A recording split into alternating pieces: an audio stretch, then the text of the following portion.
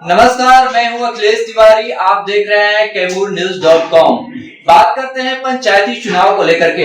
पंचायती चुनाव को लेकर के बिगुल बज चुका है। लगातार प्रत्याशियों के द्वारा गांव-गांव में जनसंपर्क किया जा रहा है और प्रत्याशी लगातार वादा कर रहे हैं जनता के बीच जाकर के कि मैं चुनाव जीतने के बाद जो है पानी से लेकर के बिजली सारी समस्याओं को मैं जो है कि सफल करूंगा। लेकिन क्या है यहाँ की पूरी व्यवस्था, जिसको जानने के लिए आज हमारे साथ युवा समाज सेवी जुड़े हुए हैं विनायक प्रसाद जायसवाल जी, और सीधे मैं अपने द डेली न्यूज में उनको ले रहा हूँ। जी सर, सबसे पहले हमारे न्यूज में आपका स्वागत है।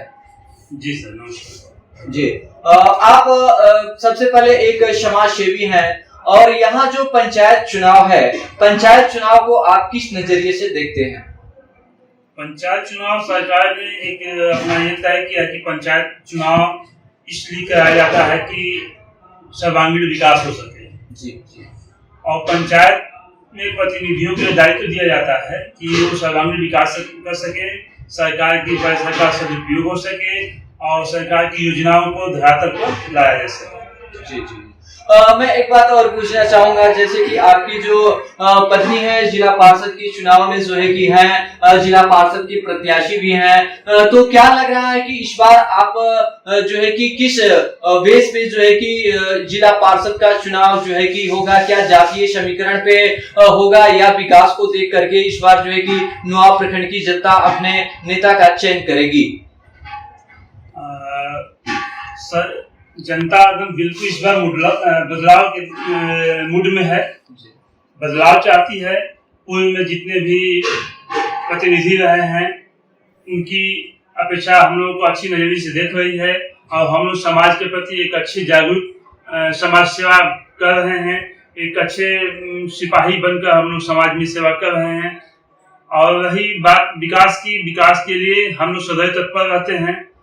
चाहे वो किसी भी योजना हो, उसमें भ्रष्टाचार जो संगत है उसको उजागर करते हैं हम लोग समय समय पर। तो ये बताइए कि जो आप अगर आते हैं जो है कि यहाँ के जो प्रतिनिधि के रूप में, तो क्या लगता है कि आपका विकास का जो रहेगा सबसे पहला स्टेप क्या रहेगा विकास का? विकास का सबसे पहला मेरा एजेंडा शिक्षा पर होगा। शिक्षा बहुत ही जरूरी है, बिना शिक्षा का कोई काम नहीं हो सकता है।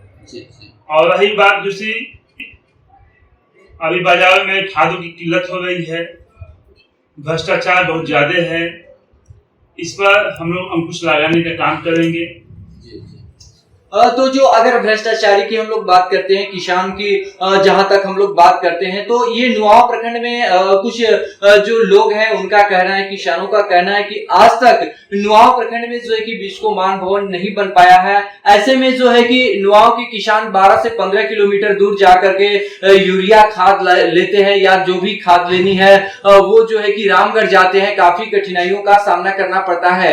तो क्या लग रहा है कि इस बार के जो चुनाव में जो चुनाव होगा जिला पार्षद का, उसके बाद जो है कि जो जनता अपने नेता का चयन करेगी, उसके बाद क्या ये समस्याएं जो है कि पूर्ण रूप से खत्म हो जाएंगी या फिर वही जो है कि लोगों को, किसानों को जो है कि रामगढ़ प्रखंड का चक्कर काटना पड़ेगा?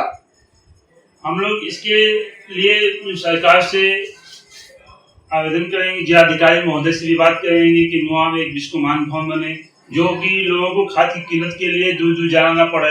दूर हमारे ग्रामीण साधन के लोग दूर दूर से आते हैं, रामगढ़ जाते हैं, खाद नहीं मिल पाता है, इसलिए उनको बहुत कठिनाइयों का सामना करना पड़ता है।